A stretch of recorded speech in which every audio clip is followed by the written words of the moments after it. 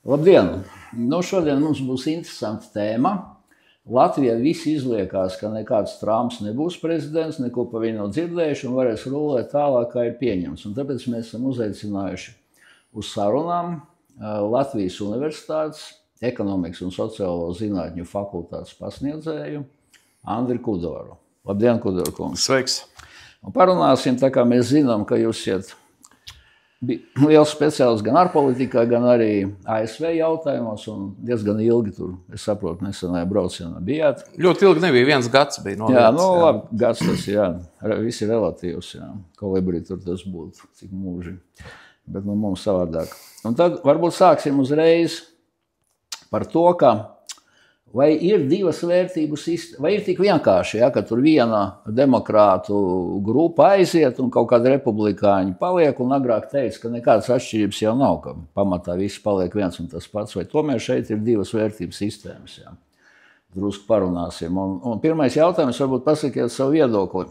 Es te tā drusiņu palasīju dažādas internetu vietnes, un ko teikusi prezidenta kandidāta Harisa, Trumps, un Haris atbalstīja lielākā daļa Latvijas, teiksim, centriski liberālie novērotāji un arī politiķi un arī žurnālisti. Un Haris saka tā, Trumps ir fašists, sieviešu nīdējs, rasists, tā saīsināti. Un savukārt viņi izvairās no tādiem jautājumiem, kāds ir viņas viedoklis par imigrāciju, par inflāciju, un to viņi aizvietoja vārdiem mēs un es orientējamies uz progresu. Tad vai Trumps orientējas uz regresu, vai viņš ir nīdējs, rasists, fašists, sieviešu nīdējs, jā, un kāpēc tā termina? Jā, es domāju, demokrāti kampaņas laikā sajūtās vāji pret Trumpu, un konservatīvā Amerika sajūta nepieciešamību pēc tāda kandidāta, kurš ar kāju durvis izsper. Tātad nevis tāda konvencionālā republikāņu pieeja, kas bija iepriekšējā, teiksim, George Bush vecākais, piemēram. Jo tā problēma ir aizgājusi tik tālu ASV, un es aicinu arī skatītājus domāt līdzi, kad mēs spriežam par ASV, nespriest pēc mūsu kategorijām, pēc Eiropas kategorijām. Ja mēs runājam par ASV, jāiedziļinās, kas ir viņu vispār sadursme vērtība, ja? Ja pie mums runā par kaut ko par transpersonām un par patsmetniekiem un šīm tēmām, tad īpaši vēl rezonances nav, jo problēma vēl nav tik spilgta, kāda viņa ir ASV, vai arī, piemēram, koledžu sportā, puiši Amerikā, un tas bija konkrēts gadījums, jā, sajūtās par meitenēm, un tagad viņi piedalās vieglatlētikā, noskrien pirmie, dabūn stipendijas universitātei, un tās meitenes, kas bija īstenībā labākās, viņas nedabūn pirmo vietu un nedabūn stipendiju universitātei. ASV sociālajā lifti strādā sliktāk nekā Eiropā. Dabūt sportistiem stipendiju universitātei, tas ir ceļazīme uz labu karjeru dzīvē. Ja? Tas būs gan sportistiem, gan melnādainajiem, ja viņiem ir šī iespēja vai caur popkultūru, vai caur sportu tikt uz augšu. Ja? Jo augšskolas ir dārgs, dēļ tā viņi dabūna labākos profesors no Eiropas, ja? Viņi dabūna labākās smadzenes. Top pasaulē augšskolas ir Amerikas augšskolas, ne jau Eiropas. Ir daži ar Eiropā, Britu un tā, bet tad amerikāņi uzvar. Lūk, un tad šī vērtība sadursme notiek, viņi ir spilgti. Es Amerikā, kad dzīvoju gadu, es redzēju, ka tā plaisa ir tik dziļa un dramatiski dziļa. Un es biju 14. 15. gadā kā Fulbrightists, jā, ar stipendiju Kenana institūtā, un toreiz jau bija redzama šī plaisa, bet pat 10 gadiem, kad es pēc tam atkal biju, pirms dažiem gadiem, Džordža Vašingtona universitātē plaisa bija padziļinājusies. Un plaisu padziļina ne jau konservatīvie. Un tad saka, parasti žurnālisti runā, lūk, galēji tur labējie, galēji kreisie. Un tagad šī spriedze pieaug, bet kāpēc pieaug 30 gados spriedze? Ne jau dēļ konservatīviem. Konservatīvie, un sevišķi kristīgi konservatīvie, kā domāja, ka dabiskā ģimene ir veselīga un vienīgā veselīgais modelis, ja? Kur cilvēks vai saņem vai nesaņem visu, kas viņu pēc tam ietekmēs viņa dzīvē. Un viņš pēc tam saražo vai nesaražo sociālās problēmas. Noziedzību vispārējo. Tas viss sākas ģimenē. Vai arī tur nesākas sliktais, tātad tur labo ieliek. Konservatīvie kā pirms 50 gadiem šādi domāja, tā viņi tagad domā. Tā plaisa padziļinātāji ir kreisā ideoloģija. Liberāļi cenšas būt pa vidu, tātad ir gatavi sadarboties ar vieniem un ar otriem. Demokrātu partijā pieauga kreisās idejas. Un tāpēc arī republikāņu partijā bija tā Tea Party, ja tas Bostonas šie notikumi, kas saistīti ar vēsturi, viņi tad atkal sāka pozicionēties no jauna. Evaņģēliskie kristieši skaļi runā. Kāpēc? Tāpēc, ka viņiem ir bail sūtīt bērnus uz skolām. Tāpēc, ka tur ir indoktrinācija, LGBT jautājumi, visas šīs kreisās idejas, kurām ir destruktīvas sekas, ja, sociālā vidē. Viņi sāk uztraukties. Ja nebūtu Trumpa, ja Trumps neuzvarētu, tad es prognozētu, ka konservatīvi un sevišķi kristīgi konservatīvie sāktu norobežoties no sabiedrības. Viņi aktualizētu mājmācību, kas jau ir tendence, ja, un sāktos norobežošanās, ja nespētu vairs savaldīt procesus, kas ir politiskajā elitē. Tādā ziņā kristīgi konservatīvi jau neskatās uz Trumpu kā uz priekšzīmīgu kristieti. Nebūtu, ne. Vienkārši viņi skatās uz kādu, kuram ir pietiekami daudz dušas un varēšanas un izlēmīguma, kā es pirmie teicu, ar kāju durvis izspert un tad pieprasīt tās izmaiņas, kuras citādāk vai tādā konvencionālā republikānismā viņas vairs nebūtu savaldāmas, jo viņi vienkārši noplātītu rokas, kā kreisās idejas uzvar. Tad pie šī uzreiz sākiem. Man uzreiz nāk prātā tie 3 burti diversity, kas tur bija equity, inclusion, ja? Modē, restīvi, tad dažādība, tur vienlīdzība, iekļaušana. Un es saprotu, ka Trumps ir paziņojis, ka viņš izveidos biroja efektivitātes, ko laikam Masks vadīs. Ja? Un viņi jau ir paziņojuši, ka viņi pārtrauks šo te kvotu sistēmu, dažādus, teiksim, nevis pēc spējām, cilvēku spējām atlasot dažādos amatos cilvēkus, bet pēc tādām indoktrinācijas dažādām pazīmēm, ja? Un ka valsts ir zaudējusi, bet viņi varēs atgūt apmēram 2 miljardi, 2 miljardi sākumā, bet tur jau laikam aiziet kaut kur daudz lielākās summas nākotnē, pat līdz triljoniem. Un kas ir interesanti, es paskatījos, es tieši atradu, ka ir degradēti, piemēram, pat tādi biroji kā FIB un Pentagons, kuri salikt cilvēki nevis pēc spējām, bet pēc kvotām ādas krāsa, tur vienzimums vai divdzimumi un tā tālāk. Jā. Un paturpinot ar šo tēmu, es atradu arī dažus teiksim, tādus interesantus rakstus amerikāņu avīzēs, piemēram, virsraksts bērni nogurdina, dabiska ģimene ir kļūda vai nebūtu jāpārdomā dabiskas ģimenes iedzīgums. Jā. Tad ASV skolās no 2020. Gada LGBTQ materiāli ir obligāti. 6 pavalstīs demokrātu un 17 pavalstīs ir ieteikts, ka viņas vajadzētu likt skolās. Jā. Tur, starp citu, tās NVO, kas to ir panākuši, tās atkal izrādās finansē Soros, tam arī veselība, jo nepietiek ar Latviju. Un viņš ir arī Haris, galvenais donors, kas izrādās ārkārtīgi interesanti. Un Tims Volts, Minnesotas gubernators, savā laikā pieņēma likumu, kā dzimuma maiņa var būt bez vecāka atļaujas Minnesotā. Un arī viņš ir slavens ar to, ka viņš zēnu toaletēs liek izlikt sieviešu higienas piederums. Trumps ir paziņojis, ka viņš pirmajā dienā skolās atcels visu šo te kārtību, un tas viņa slavenais teiciens, izglītība ir jāizglīto, nevis jāindoktrinē. Jā. Tātad tas ir apmēram tas, ko tu saki. Un tad turpinot šo tēmu, vai tu esi arī pamanījis, ka tu biji Amerikas Savienotās valstīs, kāda ir sabiedrības nostāja, piemēram, pret abortiem? Jo Trumps jau arī nesaka, ka viņš viņus aizliegs, ja? Bet tas nebūs federāls likums, tātad katrs štats varēs pieņemt savu likumu, bet tur nebūs tāda demokrātija, ka bezmaz līdz pēdējai tur dienai pirms dzemdībām var taisīt, kā dažos štatos tos abortus un tā tālāk. Ja? Vai sabiedrība to atbalsta arī, ja tas ir, visi šie te priekšlikumi, ja? Tātad skolas, jo viņš jau īsti neko neaizliedz, bet viņš tikai saka, ka katrai lietai ir sava vieta. Jā. Tā kā, jā. Te sākšu ar kvotām. Tu minēji tās kvotas. Jā. FIB un arī Pentagons. Jā. Jā. Veselīgi. Ticu tā, ka veselīgi ir vienalga, kurš ir priekšnieks firmā. Vai vienalga vai sieviete vai vīrietis. Svarīgi, lai tas būtu labākais. Jā, kurš vislabāk var vadīt. Kuram ir zināšanas, prasmes, iemaņas. Jā. Tad spējas. Tad, ja tiek veidot šī diskriminācija. Viņi it kā grib izskaust diskrimināciju, īstenībā viņi īsteno diskrimināciju. Lai viņi to sauc par pozitīvo diskrimināciju. Nu, es neredzu, ka tā vispār būtu, kas tur ir pozitīvs. Jo tas ir līdzīgi kā korupcijā. Ja ir korupcija, piemēram, valsts iepirkumos, tad patērētājs pēc tam ir zaudētājs, jo neuzvar labākais, bet tas, kurš ir gatavs dot kukulu. Tātad labākais, tāda sabiedrība zaudē beigās. Tā pat līdzīgi ir. Ja? Svarīgi, lai ir labākais, ja tā ir sieviete, liels kompānijas prezidenta, lai ir. Ja? Nu, lūk, tātad par katru cenu šī iekļaušana, mēs redzam, Walmarts tā ir milzīga veikalu tīkls Amerikā, Vašingtonā, tur centrā ir milzīgs, tur gan pārtika, gan dažādi citi tātad preces, ko pirkt, un tie ir viena no pirmiem, kas teica, viņi atteiksies no šīs iekļaušanas politikas. Ja? Protams, viņi sev apgrūtina dzīvi, un tagad viņi atvieglos sev dzīvi. Ja? Viņi darbosies pēc brīvā tirgus principiem. Līdzīgi kā komunisti gribēja PSRS uzvarēt brīvo tirgu ar savu saprātu. Ja? Mēs zinām klasiskās idejas par to, ka brīvais tirgus kā neredzamā roka pats darbojas. Jā, viņu var pieregulēt, vajag atbilstoši keynesianismu teorijai, lai nebūtu par strauju recesiju un nepārkarstu un tā tālāk, lai monopolu nebūtu. Tā tad ir neliela iejaukšanās tikai.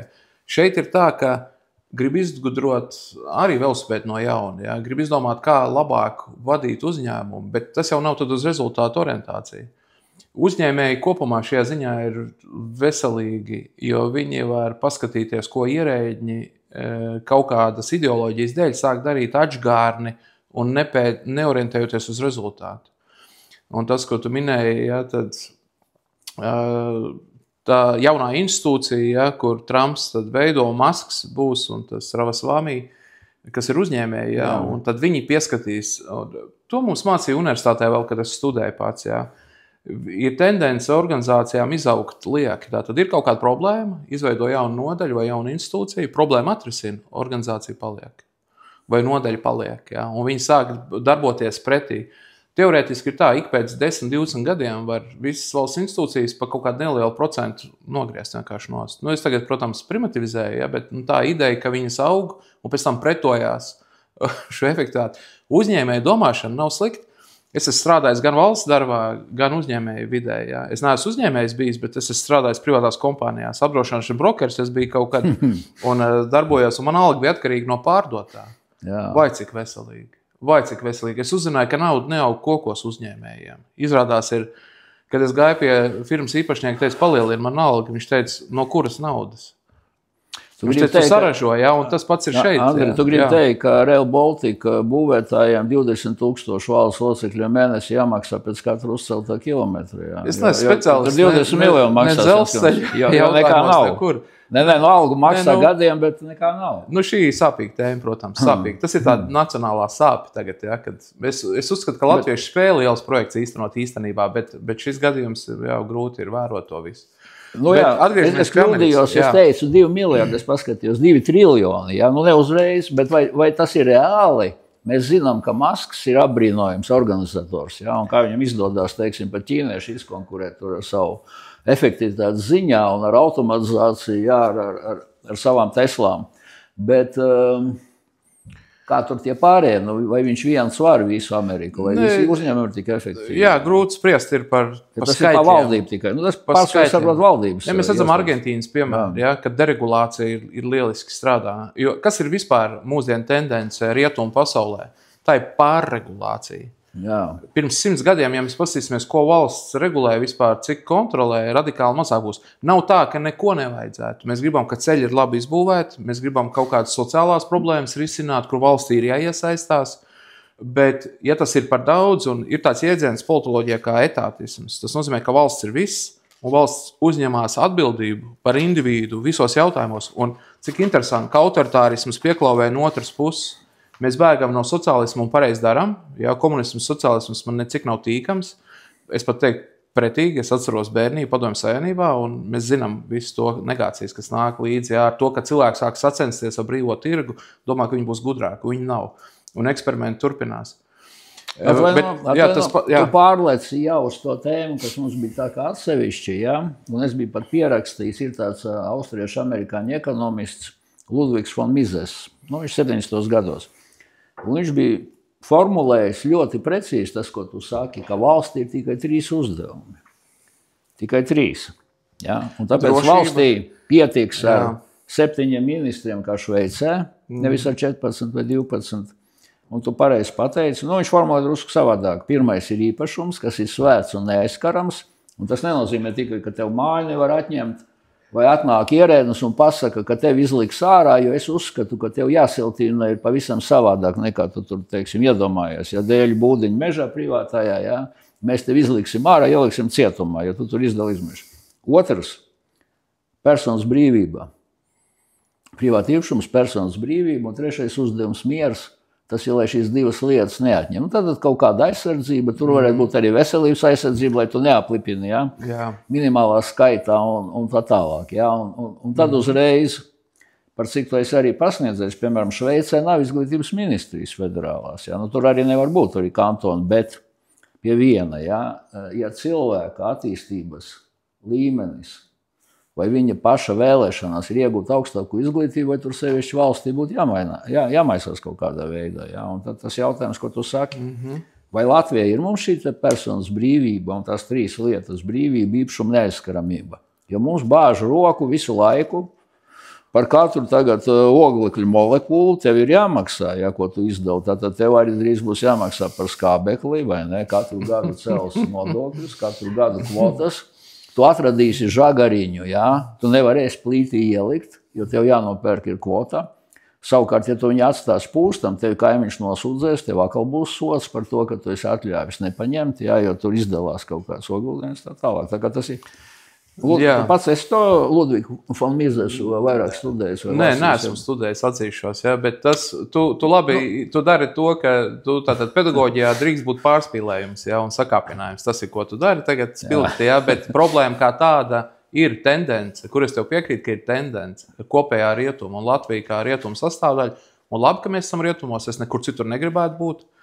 Bet ir šī tendence, mums ir jābūt drošiem, ka mēs paši tad definējam, kas ir tie rietumi. Ja? Un tur Trumpa faktors var ietekmēt šo atgriešanos pie rietumu, ja ne gluži pie pirmsākumiem, bet pie kaut kādām svarīgām vērtībām. Proti, Amerikā šis ir vēl viens novirziens libertānisms, nevis liberālisms, ne jau liberālisms, bet libertānisms. Tātad tie būs konservatīvie, kur ir par izteikti mazu valsts kontroli jebkur. Tātad viņš tuvojas anarhijas, starp citu anarhija nav haoss. Tas ir populārajā kultūrā, anarhija sauc par haosu. Anarhijas bija par to, ka cilvēks savā starpā spēs vienoties bez valsts kontrolas. Ja? Es neesmu anarhists, es esmu kristīgi konservatīvais, un es domāju, ka kur ir tomēr libertāniešiem taisnība ir, ka valsts rūpēs, labu gribot bieži vien, rūpēs par individu dažādām vajadzībām, viņi samazina tam individam vispār kaut kādu kustības vietu, ja, brīvību. Jo, ja valsts kontrolē atbild par visu, pat lietosim pozitīvāks vārds, nevis kontrolē, bet tad atbild par visu, rūpējas par visu, beigās tas individs ne par ko vairs neatbild. Viņš ne par ko nerūpējas, un šī ir problēma rietumos kopējā. Un tas, ko es sāku teikt, ka pieklauvēja tas autoritārisms no otras puses, mēs pareizi darām, ka mēs ejam prom no sociālisma, bet izrādījās, ka liberālā ideja un kreisā, jo sevišķi kreisā, arī velk uz autoritārismu, tāpēc, ka cilvēka daba ir tāda uzkundzēties.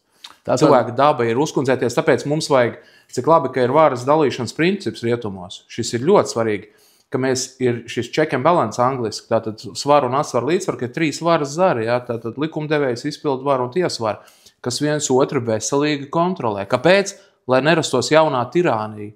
Un etātisms ir šī ideja, ka valsts ir viss, un tad valsts sāk ielausties par daudz privātu dzīvē, un tā skaitā ģimenē, un tad kristieši vairs nevar audzināt bērnus. Es tagad pārspīlēju nedaudz, nav tā, ka vispār nevar audzināt, bet ir principi, kur viņiem grūti paliek. Audzināt, tāpēc, ka elpo visu laiku kaut kur vai no skolas, vai vēl no kaut kurienes kaut kādu kontroli, kā viņš to bērnu māca. Un šis ir bēdīgi. Piedod, vēl pateikšu vienu lietu, tātad amerikāņi, kur aizgāja Amerikas problēma viena. Uz Kapitolija jumta kongresa, tātad ēkas, ja, Vašingtonā, ir Kolumbijas dieviete augšā, tā ir brīvības dieviete. Un šī ir problēma.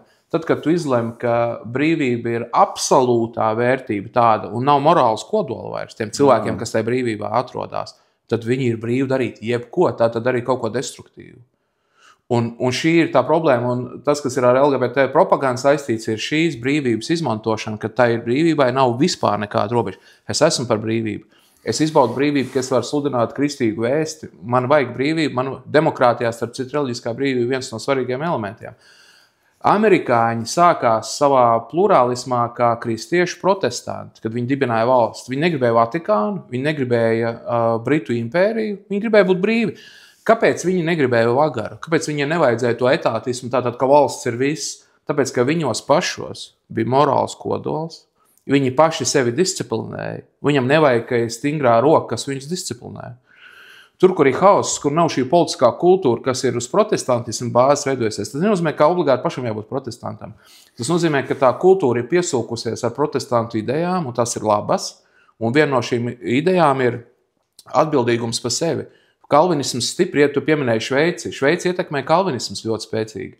Tie bija cilvēki, kas uzņēmās atbildību par savu labklājību, savu kāpiņu telpu, iela, ciemats. Šī ir arī tādas pilsoniskās sabiedrības ideja. Atbildīgiem individiem, kuriem ir morālās robežas, ja, ka viņi saprot, ka viņiem sevi jādisciplinē, viņiem nevajag vagaru. Un kur rodas problēma? Kad nāk šī kreisā ideja un daļai liberālā, un viņi tagad grib kontrolēt tos, kurus nevajag kontrolēt. Un tad rodas nepieciešamība pēc Trumpa, un tāpēc viņš uzvarēja. Tad uzreiz šo tu sāki. Es saprotu, ka libertānismam galvenā ideja bija, ka neko, brīvība un tā, bet es izlasīju tā teicienu, ka cilvēkam neko nedrīkst atņemt, kas ir viņa. Un tas attiec arī uz nodokļiem. Un tad man tev ir tāds jautājums. Vai nav tā, ka īstie rietumi, no rietuma Eiropas ir pārcēlušies uz Austrumu Eiropu, uz Centrālu Eiropu, un komunisms, jeb sociālisms, jeb kreisais liberālisms ir pārcēlis uz rietumiem. Jā. Un es tev tikai vienu piemēru pateikšu, ko es sagatavoju sakarā to, ka mēs budžetu pieņemam. Mums bija iedzīvotāju ienākumu nodoklis 20%. Tad, standartā. Un tad tur bija, teiksim, palielinājums tur virs 3000, virs 60 000 gadā. Jā. Un tagad mums ir tā nodokļa likme 25 minimālā, tad viņa aug un maksimālā būs 31%. Un tad var pieiet dažādi. Jā. Progresīvie saka, paņemam no vidējā, pieliekam nabagam, paņemam no bagātā, pieliekam vidējam, jā, un tā līdz 31. Un tad es paskatījos, ar ko mēs konkurējam. Mēs konkurējam, un kāpēc visur tagad Japāņi, Dienvidkorejieši, ķīnieši būvē jaunās tehnoloģijas, elektroautomobiļus, bateriju cehus. Viņi jau nebūvē Latvijā, kur mēs teicām viedā. Viņi būvē Bulgārijā, viņi būvē Rumānijā, viņi būvē Ungārijā. Jā. Un nodokļu likmes es paskatījos. Bulgārija maksimālā bagātniekiem 10%, Rumānijā 10%, Ungārijā Orbāns teica Eiropas parlamentā, mums vispār ir plakanais nodoklis 15% arī uzņēmumiem. Un kas ir interesanti, ja, ka maksimālais no šīs grupas, maksimālais bija Čehiem tur ap 20 un Slovākiem, bet Lietuvai, Latvijai 31 maksimālais, Lietuvā pat 32. Jo mums blakus redzēt ir Zviedrija, tur Luksemburga varbūt 48, kaut kas vēl tāds. Ja. Un tad jautājums ir tāds. Bet kāpēc Ukraina? Un mums vienmēr saka tā, bet mēs taču karojam, mums taču ir karš. Jā. Ukrainā kara nav. Tur pirmkārt karstāvoklis nav izsludināts. Paskatījos Ukrainā, tur ir uz šo brīdi bagātniekiem ir 19% maksimālā nodokļa likme. Nevis Latvijā 31, bet 19%. Un zemākais standartā ir 12%. Jā. Tas ir tas libertānisms. Un tad uzreiz ir, kur tad investors nāks ar savu, jā? Jo arī mēs jau paceļam visu, mēs gan PVN tur paceļam restorāniem. Mēs it kā nolaižam uz 12%, nevis uz 5%, jā. Un ir šā nodokļa likme. Bet jautājums ir vienkārši, vai tev nav sajūta, ka tie rietumi tomēr ir kaut kā vairāk, Polijā, ka viņi vairāk ir arī ideoloģiski, ka viņi vairāk ir, teiksim, Slovākijā, ka viņi vairāk ir Ungārijā, ka viņi vairāk ir arī Bulgārijā un Rumānijā, un tas nav tikai ielās, kur mēs neredzam šos imigrantu barus, ja mēs neredzam tur teroristus, mēs neredzam šaušanu, kā Zviedrijā, kur pat premjeras saka, ka ir vajadzīga armija, jo policija netiek galā ar bandām, ja, kas tur vienu otru apšauja. Katru nedēļu šaušana Zviedrijā notiek, ja. katru nedēļu gadās starp 40-50 bandu, teiksim, kariem. Ja?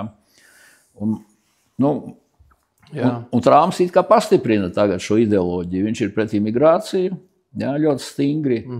Mēs nevaram teikt, ka Trumps ir Austrum Eiropa, bet ja runā par Eiropu, tas viedoklis, jā. Vai nav tā, ka īsti rietumi kaut kā ir pārslīdējuši? Jā? Kaut kādā mērā noteikti. Uz visu šo. Un arī libertānisms. Jā. Kāpēc tu bāz manā kabatā roku? Jā. Redz, britu domātājs Edmunds Bergs, kur uzskata par konservatīvismu pamatlicēju vai vienu no svarīgākajiem balstiem. Jā. Viņš analizēja Franču revolūciju un tad skatījās, kādas slikas, ne tikai labās sekas, ir kādas sliktās sekas. Viņš sprieda par to, pirmkārt, tur bija vardarbība, ģimenes šķīrās, jā, tas bija, viņš tur uzskaita. Un Edmunds Bergs runā par to, ko tu pieminēji, tātad šo īpašumu neaizskaramību, nekustamā īpašumu neaizskaramību. Richards Pipes, sovietologs, rakstīja grāmatu par Krievijas attīstību, par tā politiskās domas attīstību, Russian Conservatism and its critics, tātad Krievu konservatīvismus un tā kritika. Viņš analizēja interesantu lietu, man tas bija pārsteigums, bet tāds pozitīvs, ļoti labi izziņēja Krievijas procesu pētniecībā. Proti, viņš saka, skatieties, privāta īpašums Krievijā nekad nav bijis cieņā. Cars visu laiku varēs darīt, ko grib. Un ja es paskatījos, ka 17. 18. gadsimta nomainītu cara vārdu, un tos, kas bija apkārt viņam, ja, tuvie, teiksim, tajā Cyclone Trust uzticības lokā, un nomainītu Putinu un viņa cilvēks apkārt, 1-1. Labi, mainās kaut kāds konteksts vēsturiskais, bet 1-1, viņi dara, ko grib. Lūk, Edmunds Bergs saka tā, viņš tādu vienkārši piemēru stāsta, lai pat bērni var saprast. Piemēram, dzīvniekiem ir kažoks, ir alas, viņi var izdzīvot dabā bez nekā, jā, viņiem tā Dievs ir iekārtojis. Mums nē, sevišķi ziemeļos nē. Mums vajag ēkas, mums vajag siltumu, mums ir jākurina, un mums vajag drošību ēkas, gan sausumu, siltumu, gan drošības dēļ. Ja? Un dēļ tā, ja mums to atņem, es nezinu, vienkārši amatniekam atņem darba instrumentus, visus, viņam atņem izdzīvošanas iespējas kā tādas. Un Edmunds Bergs ar šādiem vienkāršiem piemēriem skaidro, lūk, redziet, kāpēc privāta īpašums ir super, kā tu pats teici, svēts neaizskarams, un tā ir principiāla rietumu ideja, kas visu laiku ir tikusi uzturēta. Es neteiktu, ka viņi tagad ir galīgi sabrukus, bet ir vēl cita problēma. Tas pats Edmunds Bergs, viņš saka tā, tur, kur atņem iespēju brīvprātīgi ziedot, un tad tā sadale masturīgajiem ir 100% no augšas uz leju un piespiedu kārtām, viņš saka, tiek atņemta, viņš lieto tāds vārds, tiek atņemts tikums darīt labu. Un šī ir Eiropas kopumā tendence, ka sadala ar spēku vairāk, tas nav kā sociālismā, nav jau tik traki, ja? Bet tomēr tā tad ir, ka sadala un to viņi sauc, un man ir iebildes arī pret Vatikānu, kad viņi runāja, ka šis esot taisnīgums sadalīt. Manuprāt, tā ir žēlsirdība, un tā ir žēlsirdība ir tikums. Amerikā, kur ir mežonīgāks kapitālisms, ir vairāk mecenātismu tradīcija, vai cik interesanti. Viņiem tik daudz neņem nost, bet viņi paši atdod. Kā tad tā? Tur ir fonds uz fonda. Tur ir arī, tur ir kaut ko valsts dara, piemēram, tur ir veterānu lietu ministrija. Ja? Kamēr Padomju Savienībā stāstīja, veterāniem smuks lietas un puķis un ordeņas deva, bet normālu dzīvi iedot nevarēja. Amerikā reāli viņiem ir laba dzīve, normāla dzīve, teiksim tā, ja. Un nav tā, ka tur nebūtu nekāda sociālo valsts programma, bet tur ir fondi privātie, kas aizpild to, kur valsts nepaspēja iedot. Un cilvēki ir gatavi ziedot, ka tikko ir kaut kāds hurikēni, kaut kas cilvēki ātri saliek urnas saziedo un visiem pietiek, ja. Šis ir tas, ko runāja tāda, un tā augsto nodokļus, atgriežos pie tās tēmas, atgriežamies pie tiem augstiem nodokļiem, tā ir tāda eiropeiska ideja, tātad mēs atņemam, sadalām, jo ir bažas, ka tie cilvēki nedalīsies, viņi neziedos, lūk, es atkal atgriežos pie protestantismu kultūras, kur ziedošana un došana nabadzīgajiem ir daļa no katra pilsoņa lietas, ja.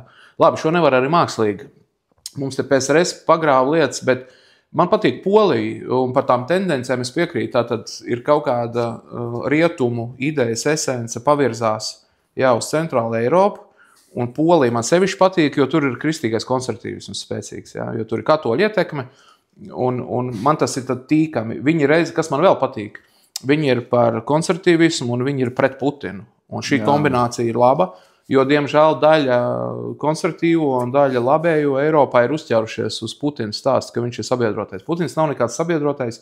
Krievijas elīte ir hedonisti, kas īstenībā ir rietumnieki, zapaņņiki. Un viņi pēc dzīvesveida. Vai tad viņi nebūvējuši 100-metrīgās jahtas priekš Volgas un Baikāla ezera? Tu domā, priekš Monte Carlo? Jā, vārds vietā. Var sakot, jahtas priekš sevis un ne priekš tautas. Hodorkovskis iznākot no cietuma 11 gadus, cik viņš bija, viņam bija interesants tēzes.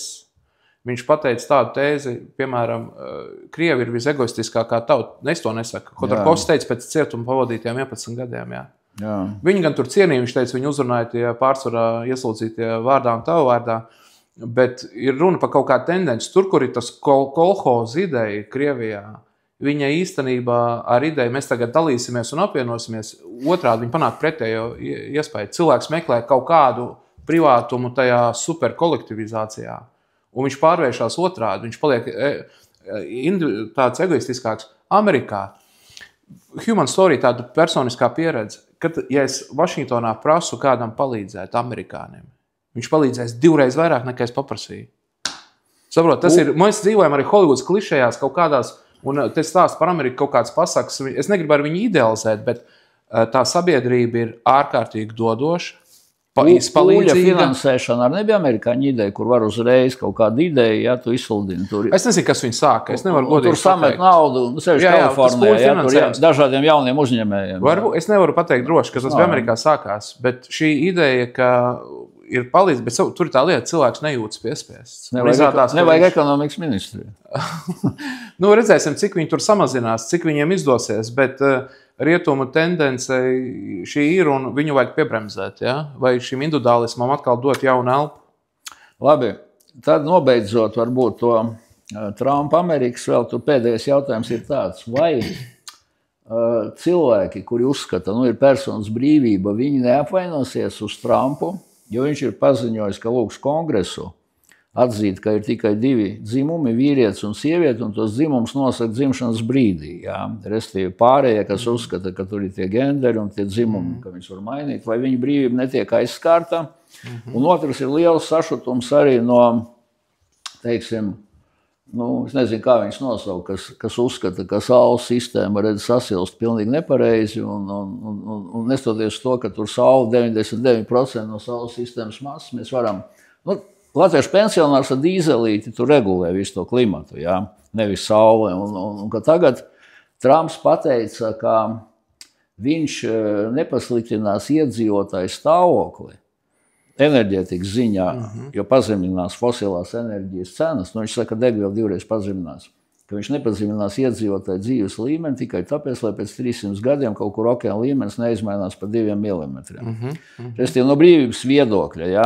Vai tas neradīs kaut kādu, visi ir liberāļi, cilvēki sludina savas idejas skolās māc, un tagad viņiem nevarēs indoktrinēt skolās, nevarēs izpausties viņam tur katru dienu pēc sava dzimuma. Tas nepārkāps to libertārismu principu. Tas pārkāps brīvības kā absolūtas vienmēr uzvarošas vērtības robežu pārkāps, protams. Līdzīgi kā, ja noziedznieks tagad grib uzbrukt sievietei uz ielas un policisti viņu noķer un pielieto speciālos līdzekļus, viņam izgriežot roku, jau uzliekot roku dzelži, vai viņa brīvība ir ierobežota vai nav? Protams, ka ir ierobežota. Vai tas ir pareizi? Viennozīmīgi pareizi.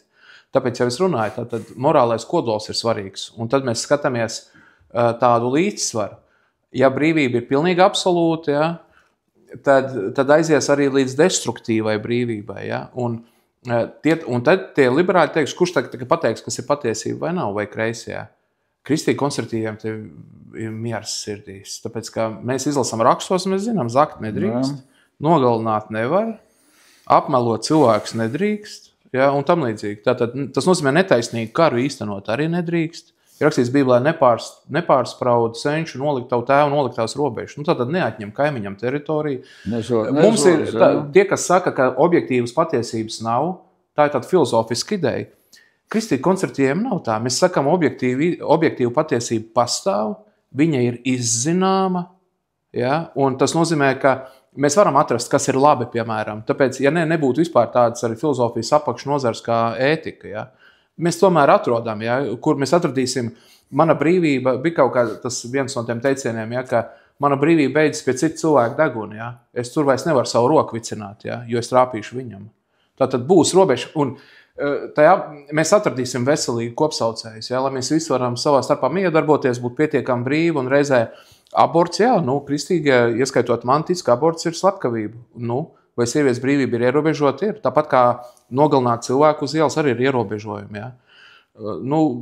Es biju Vašingtonas centrā, redzēju pro-life demonstrāciju lielu. Tur ir tāds mols pašā centrā, tur rīko dažādas pasākums. Daudzskaitlīgi jauniešu pasākums. Pro-life, nevis pro-choice. Tātad pro-choice tie ir par abortiem, pro-life ir par abortu ierobežošanu. Trumps, neierobežos līdz galam. Tā simtprocentīgi viņa personīgā pārliecība jau nav īsti līdz galam kristīga, būsim atklāti. Bet viņš redz, kur pūš vēji, viņš redz lielu neapmierinātību kristīgu konservatīvajā daļā, viņš redzēja to latīno, kā viņš mantoja latīno vēlētāju. Un liberālie apskatnieki nesaprot, kā latīno nobalsoja par Trumpu. Tāpēc, ka Harrisas kreisais piedāvājums ar woke idejām, kreisās atmodas idejām, necik nav latīno, kas ir katoļticīgie, viņiem necik nav pieņemams.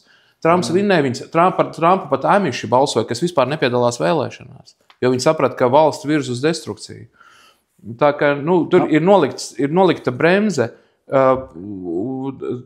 ne jau Trumps arī, tātad Trumps iecēla tiesnešus, konservatīvi domājoši, kuri atcēla tiesas likumu 70. gadu un atļāva jau tagad pavalstis lemj individuāli par abortiem. Trumps reāli demokrātiski rīkojas, viņš neuzspiež tām pavalstīm. Viņš līdz šim ir iepriekšējā reizē, tātad pilnvaru termiņā ļāvis, ka pavalsts paši izlemj. Lūk, brīvība, ja. Un tad mēs redzam, ir kas paliek pie abortiem, ir kas ir atkal lemj, ka būs kaut kādi ierobežojumi. Tad uzreiz tuvāk Eiropai, kopā ar Trumpu un Latvijai. Kāds ir tavs viedoklis? Trumps ir stingrs vīrs, to mēs zinām, un tie stāsti, ka viņš tur Ukrainai nepalīdzēs vai ka viņš neko nevar. Es personīgi ticu, ka viņš ļoti ātri tiks galā ar Ukrainas konfliktu, jo es atceros, ka 14. gadā, kad Krievi iebruka Krimā tur un Luganskā un Doņetskā, Obama apturēja visu militāro palīdzību, un Trumps, kad nāca pie varas, viņš atļāva uzreiz letālos ieročus. Un Trumpa laikā visi diktatori nebāz degunu ārā no saviem skapiem vai kaktiem, jo saprata, ka uzreiz būs bēdīgs seks. Haoss sākās momentāli tad, kad Trumps aizgāja. Un tagad jautājums ir tāds, ņemot vērā arī Trumpa pateikto, ka tā globalizācija, viņš jau tieši nesaka, ka viņš pret globalizāciju un starptautiskiem sakariem, bet viņš saka, ka ir netaisnīgi. Ka, teiksim, darbs tiek atņemts vietējiem, kas tur strādā valstī, un ka viņš samazinās tur vai atkal palielinās, teiksim, nodokļus tiem, kas savus rūpnīcas ir izvietojuši tur Meksikā un Kanādā, lai gan ir naftas tas tirdzniecības līgums, Bet kopumā par to globalizāciju to visi zina, un tad pārceļamies uz Eiropu. Vai vēlēšanas Moldovā, tavuprāt, Rumānijā, Grūzijā, Slovākijā nav vairāk vērstas pret tā saucamo globalizāciju. Un globālismu ir aiztaisīts daudz darba vietas, cilvēki ir zaudējuši darbu. No Rumānijas cilvēki, sevišķi, ja tu iestājies Eiropas Savienībā, tad tev uzreiz ir jāpārdod zemi, cilvēki zaudē tur daudz ko. Vīns, teiksim, tur tiek certificēts, tu nevari daudz ko tur darīt, kaltuvs tiek likvidēts. Miljoniem cilvēku emigrē strādā, teiksim, kā rumāņi Portugālē un Spānijā, Latvieši, Īrijā un Anglijā, Un jautājums ļoti precīzi. Mēs sakām, ne mēs, bet mūsu mediji, piemēram, LSM saka, redziet, Moldovā, tur Rumānijā, tur Grūzijā, tur Slovākijā, visur ir vai prokrieviskie uzvarējuši, vai Krievi ir iejauksies, vai tā tālāk. Vai tomēr tie, kas balso pret šiem teiksim, kā viņus nosaukt, eiropeisko vērtību atbalstītājiem, vai viņiem nav drusku pieriebusies šī lieta visā, ka viņi drīzāk balso pret globalizāciju, un tas viņiem netraucē tik daudz tā Krievija, viņi nav nekādi Putina draugi, ka velti viņiem karina, un kāpēc es to domāju? Mēs redzam, ja nebūtu tā, ka viss sadalās pusi uz pusi, ja nebūtu tā, ka Moldova prezidenti dabūja mazāk, viņi pat netika ievēlēti ar tām balsīm, kas ir Moldāvija. Viņi tos 54% dabūja no Portugāles, Moldāvijām, jeb Rumāņiem, viņiem ir Rumānijas pass arī pie viena, un no Spānijas tiem, no ārzemēm. Un jautājums varētu vēl vienkāršāk, lai skatīties, saprot. Mēs ejam, teiksim, pie grūzīniem, kuriem tur pirmajā vietā ir ģimene, otrajā vietā ir baznīca, trešajā vietā ir tradīcijas, turpat aristokrātu ģimenes, un te mēs arī Taivānu kungu par to runājam. Un mēs sakam, tas viss ir blēņas. Mēs nākam Eiropas vērtībām, LGBT ideoloģija. Mēs jums zaļo kursu tur tur augsts kalnos -40, bet sacelsim, teiksim, vēja parks vai ne. Uzliksim jums visādus tarifus un kvotas un tā tālāk. Ja. Restīvi viņiem tā vietā, kur eksistē tā saucamā padziļināta ekonomiskā zona, vai kā viņi tur saucas, brīvās padziļinātās tirdzniecības zona, ja tur ir tā Moldova, Grūzija, Ukraina ar laikam tur bija iekšā, jā. Atšķirībā no tās Eiropas, kur brīvās ekonomiskās ir tās zonas, kur ir Norvēģija, Šveica un tā, viņiem jau bija. Bet viņiem bija muitas tarifi pazemināti. Viņiem tarifi ir, bet viņi pazemināti, jā. Nu, un viņus tagad it kā aicina Eiropas Savienībā. Un vienā vārdā, vai arī Latvijā nav visiem jau tas globālisms piegriezies, kas te ir, jā. Visiem nav. Nav jau homogēnas tās sabiedrības, jā. Es domāju, ir... Turpinot ideju par Amerikas plaisu, ja, tātad starp konservatīvo un liberālo un sevišķi kreiso, ja, nostāju. Tā ir radusies dēļ šīs kreisās un liberālās uzvaras gājiena, ja, ideja. Bet tagad ir pretvilnis. Un cilvēki tomēr daudzi spriež konservatīvi ģimenes jautājumos, migrācijas jautājumos. Jā, un globalizācija ir lietas, ko es izbaudu no globalizācijas. Jā. Mans ceļošana brīvs, es daudz ceļoju pa Eiropu, jā, un Protams, es iegūstu no tā. Tirsniecības miedarbība arī ir labi. Jā. Ir ekonomisti mums skaidro par šīm nosacītām priekšrocībām, par to, ka ir valstīm izdevīgi ekonomiski integrēties, samazināt tarifus, jā, un tātad šis kopumā vairo valstu ekonomisko sniegumu varēšanu, bet te nāk problēmas ar šo kultūru sadursmi, ja, un par vērtībām. Un te, protams, un Gruzija, jā, tur ir daudz konservatīvu domājošu, pareizticība tur ir cieņā. Man pašam Gruzija ļoti patīk, cik es esmu bijis, es izbaudu to viņu kultūru, ja, un mēs runājam tad par kultūru unikalitāti, kurām ir tiesības būt un palikt, un būt attīstītām un neietekmēties no visiem vējiem, ja, un laikam tas bija Indiras Gandijs vārdi, ka es esmu par to, ka dažādi kultūras veidi pie mums pūš brīvi, cik vien var, bet es atsakos būt nogāstai ar jebkuras kultūras kaut kādu dominanci, citas kultūras. Jā. Vērtīgi vārdi, tātad mēs esam par šo brīvību, bet ir kaut kādas robežas, kur mēs jūtamies apdraudēti, ka mūsu tradīcijas un tas, ko mēs uzskatām par labu, esam tas tiek tad konkurēts un mums uzspiež, teiksim, tas būs tas pats par šo pašu LGBT tēmu un tam par šo pašu iekļaušanu, un ko mēs runājam par uzņēmējdarbībā, ka iespiežās, ja, un piespiež, tad jābūt ir viena vai otra dzimuma pārstāvjiem, obligāti nevis labākiem un tā tālāk. Un ir pretreakcija, bez šaubām. Un viņi ir arī tā skaitā kristīgajā vidē, arī ir pretreakcija, bet ne tikai tā, tad ir jau konservatīvie, kas nav kristieši, ja, un tāpat viņiem ir šī pārliecība, viss cieņa. Te es nenorakstīju tomēr Krieviju, tātad ir šī spriedze, kas ir Eiropas nevis normāla, bet dabiska situācija, kurā mēs esam nonākuši, un šī spriedze un diskusija asa, un Krievi nāk un pielē eļļu klāt. Viņi nav tā, ka viņi nemēģinātu neko sāsināt, viņi sāsina. 2016. gadā Senāta izlūkošanas komiteja pieprasīja no Instagram, Facebook un Twitter visus datus.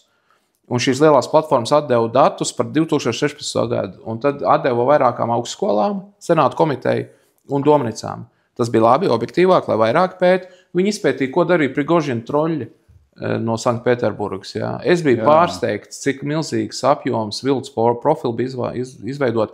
Un, piemēram, uz ko viņi kūdīja, kas bija vispopulārākie Krievu izveidotie viltus profili tur ar nosaukumiem Apologetically Black vai kaut ko, kas saistīts ar Black Lives Matter, ja, šīm tēmām. Šī bija vispopulārākie par rasu tematika. Tad vēl bija par ieroču turēšanas atļaujām neturēšanas, par vakcināciju, par veterānu lietām. Viss, kas ir amerikāņu, viņu iekšējā diskusija. Krievi visur nāca un lēja eļļu klāt, lai kaujās. Viens no piemēram, ko es parasti stāstu arī studentiem, ir pie ASV vienā no pilsētām, neatceros nosaukumu, pie policijas iecirkņa tika izveidots melnādainu amerikāņu mītiņš protestu, kuru sāorganizēja troļļi no Sanktpēterburgas. Tas bija konkrēti pārbaudīts, pierādīts. Vietēji amerikāņi domāja, ka viņi paši nāk uz savu mītiņu. Tātad Kremļa spalvainā roka ir klātesoša, bet ja mēs runājam par centrālo Eiropu, viņi ir pārspīlēti kaut kur, piemēram, poļi ir konservatīvi ne jau dēļ Kremļa, ne jau Putins izdomāja dabisko ģimeni. Poļu katoļi sen tā domā gadsimtiem. Putins nebija piedzimis. Ja? Cilvēki lasīja Bībeles sen jau viņi tā domāja. Un ne jau tikai Bībeli, tātad es runāju vispār par konservatīvo ideju. Vienkārši man tā ir tēma kristīgā tuvu, es viņu vairāk akcentēju. Bet būs konservatīvie, kas nebūs kristieši, un mēs varam būt vienoti tad, ja, šajos konservatīvās domās. Un Krievija cenšas to spriedzi palielināt, bet nevarētu palielināt, ja viņas nebūtu. Ja nebūtu šis te no Eiropas Savienības arī, es joprojām esmu par Eiropas Savienību, mēs iemaksājām 1 eiro un 4 dabonām pretī, bet es esmu par to, ka nebaidīsimies definēt, kas ir Eiropa. Tātad, ka konservatīvie saka, kāda ir Eiropa un kāda tā būs. Trumpa faktors šeit nostrādās un palīdzēs. Eiropas konservatīvie kļūst drosmīgāki tagad dēļ Trumpa. Tas ir viennozīmīgi. Tā tendencija jau ir sākusies. Kā Walmarts pašā Amerikā, kurš prasīja tam kompānijai privātajai tagad mainīt to kvotu sistēmu un to iekļaušanas politiku? Viņi taču neviens neko, viņi vienkārši redzēja, ka Trumps uzvara, tad cilvēki var saprast, ja, psiholoģiski. Gribās aizmuguri, gribās atbalstu, ka ir vairāki tā domā. Kāpēc Masks aizbēga no Kalifornijas uz Teksas uz savu rūpnīcu? Teksasa, starp citu, kļūst par IT, jau ir kļuvusi par IT lielu pavalsti. No Kalifornija arī bija pirms. Bet kāpēc tur demokrāti? Tur turpinās vēl, bet Teksas ar visu savu konservatīvismu, cik interesanti, jā. Viņi ekonomiski strauji aug, viņi kļūst, viņu IKP, ja salīdzina ar Eiropas valstīm, reti, kur tur būs tūmā, jā. Un tie ir tie kauboji ar zābakiem un sievietes skaistās kleitās un kauboji cepures, jā, un ko New York pa viņiem smīna. Bet lūk, viņi jau nav pret šo progresu. Viņi ir par labklājību, jā, tur vienkārši tās birkas tiek karināts, ne tādas. Jā. Un tas, ko tu pateici, ja, un tagad Latvija, kā tu redzi to mūsu nākotni? Ja? Ja, piemēram, es paskatījos Latvijā uz cilvēku, mēs esam pirmā vieta Eiropas Savienībā, kā vistīrākā valsts, mums ir 3,5 tonnas gadā, tā saucam izmeši, salīdzinot, piemēram, ar Zviedriju, kurai pat ir vairāk, 3,6, Luksemburgai tur 8 un līdz 10 aiziet, ja?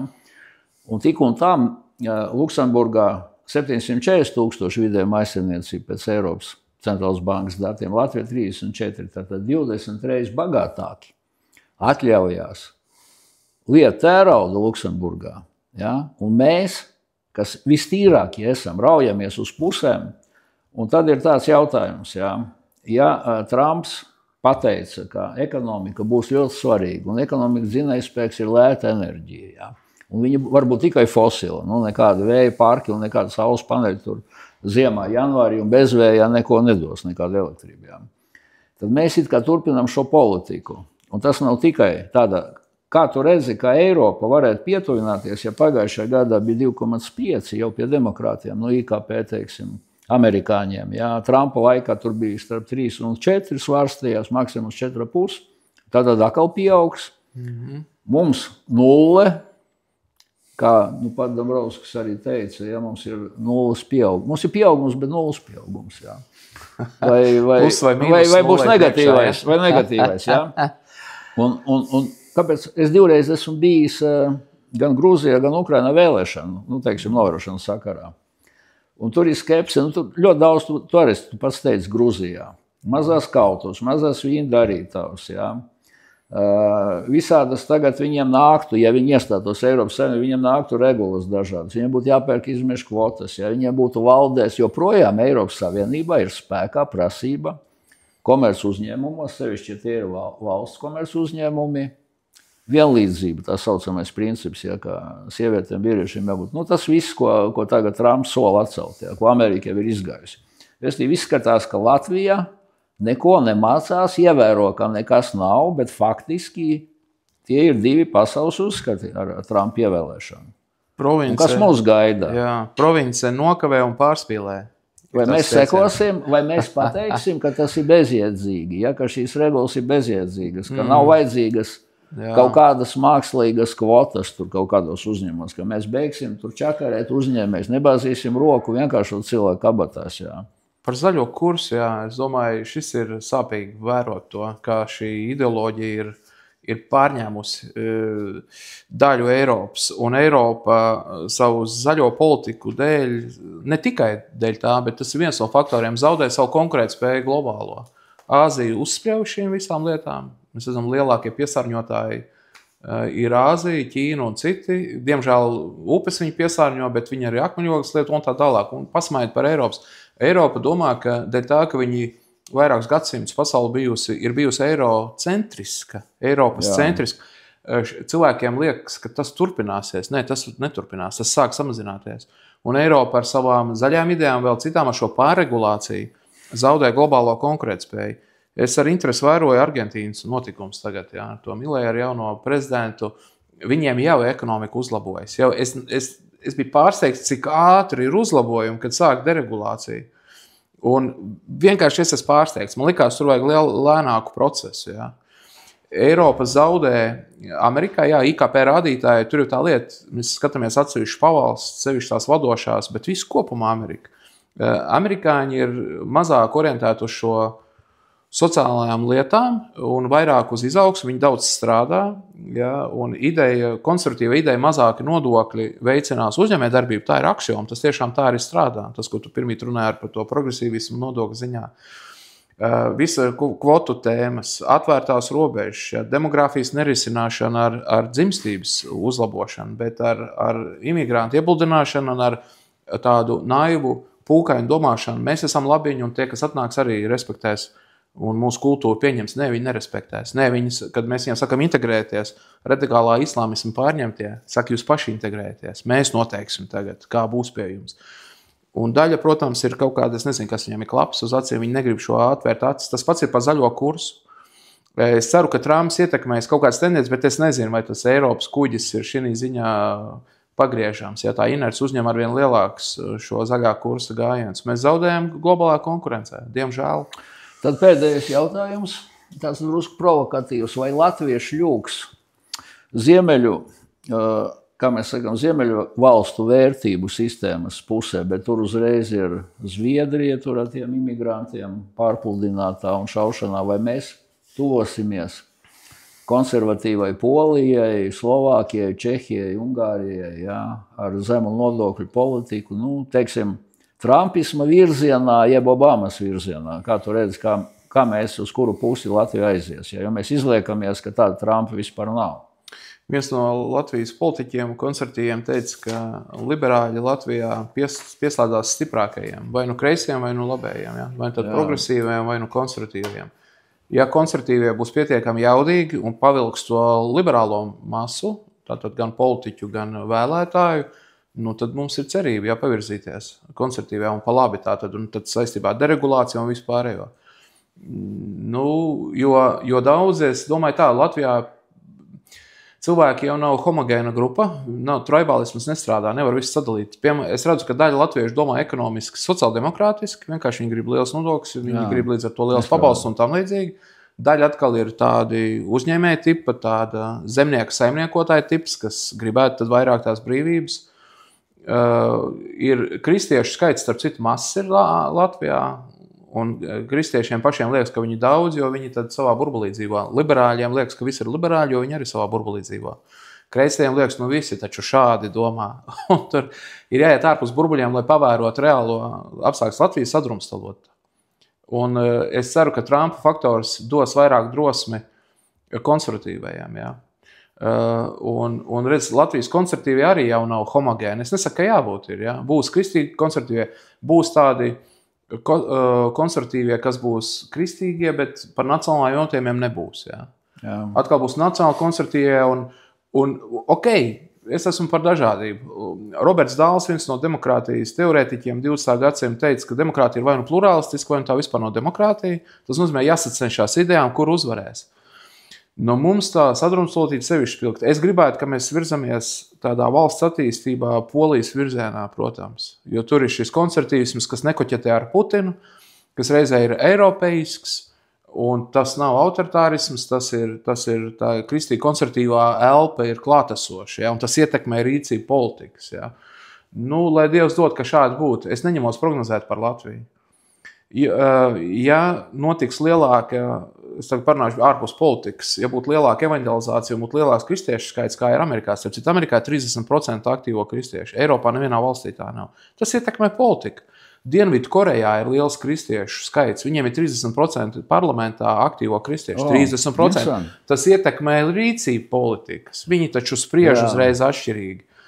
Bet kas būs, mēs nezinām. Es varu tikai izteikt cerību un vēlmi par to, ka Trumpa faktors ietekmē Latvijas konservatīvo vidi uz drosmīgāku rīcību, komunikāciju, un ka mēs esam Eiropa, mēs esam rietumi, bet mums nav jāpaņem destruktīvās idejas šeit. Mēs drīkstam pateikt, šo mēs ņemam, bet šo mēs likuma vāra mums patīk. Mēs esam par to, mēs sargām privātību, mēs esam par brīvo tirgu, bet šo te sadaļu, bet šo mēs neņemsim. Drosmīgākajiem jābūt. Paldies! Dargie skatītāji, nobeigsim uz optimistiskās nots. Valdīs libertānismu idejas, nodokļi būs mazi, enerģija lēta, lai veselība Donaldam Trumpam. Cerams, ka viņš palīdzēs mums iziet no šīs bedres, kurā mēs esam pēdējos 15 gadus liberālismu ideja apmauti, apņemti, tā būtu pareizi. Paldies par iespēju!